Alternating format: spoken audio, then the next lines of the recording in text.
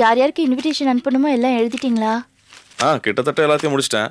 விட்டு போன பேரை மட்டும் ஞாபகப்படுத்தி எழுதிட்டு இருக்கேன். சுந்தரம் அம்மாக்கு எழுதுனீங்களா? இல்ல. ஏன்? நான் ஆஸ்பத்திரியில் அடிபட்டு கடந்தப்போ அம்மாவை நிர்மலா போய் உதவி கேட்டா அவமானம் பண்ணி அனுப்பிச்சிருக்காரு. அவருக்கு நான் பத்திரிக்கை வைப்பேனா? ஏங்க, அது வேற சூழ்நிலை. இப்போ இருக்கிற விஷயம் வேற. அது மனசுல வச்சுக்கிட்டு நீங்க பத்திரிக்கை அனுப்பாம இருக்கிறது ரொம்ப தப்புங்க. அவரோட தெய்வம் ஒன்றும் எனக்கு இப்போ தேவையில்லை. ஏங்க, நீங்க பேசுறது உங்களுக்கே தப்பா படல? அவரோட தயவு இல்லாம நீங்க ஒரு கடைக்கும் லாரிக்கும் ஓனர் ஆயிருக்க முடியுமா? பழசெல்லாம் மறந்துடாதீங்க.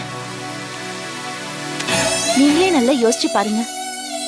சின்ன வயசுல இருந்து உங்களை ஆதரிச்சு தொழில் கத்து கொடுத்தது சிவசாமி. இப்ப அவர் உங்களுக்கு விரோதி ஆயிட்டாரு. அவர்கிட்ட இருந்து நீங்க வெளியில வந்தப்போ, பணம் இல்லாதப்போ, வேலை இல்லாதப்போ பண உதவி செஞ்சு வேலையை கொடுத்து ஒரு கடைக்கு முதலாளி ஆக்குனது சுந்தரம் மாமா தானே.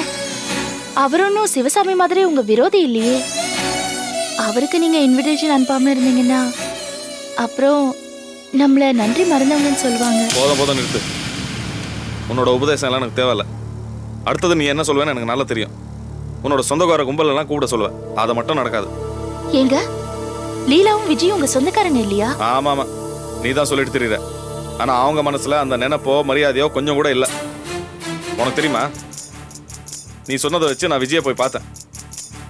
என்னம்மா பிரச்சனைன்னு கேட்டேன். ஒன்றும் இல்லைன்ட்டா. என் மேல கொஞ்சமாவது மரியாதை இருந்திருந்தா என்ன மாமாவை நினைச்சிருந்தா என்கிட்ட சொல்லிருக்க மாட்டா. அவங்கெல்லாம் ரொம்ப தெளிவாக தான் இருக்காங்க. நீ தான் சின்ன விஷயத்தையும் பூதாகாரமாக்கி அழுட்டு தெரியுற. இதை பார், இனிமே உனக்கு எந்த உறவும் கிடையாது.